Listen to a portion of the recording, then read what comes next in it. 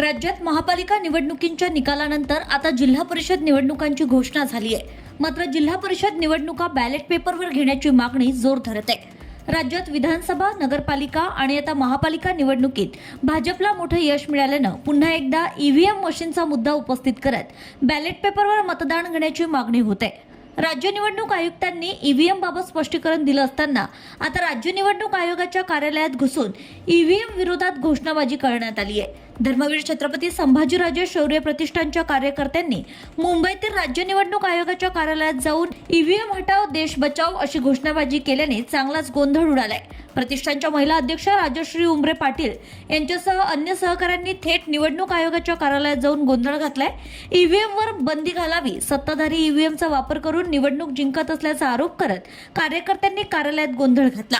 तसेच निवडणूक आयोग आमच्या तक्रारींची दखल घेत नाही असंही त्यांनी म्हटलंय.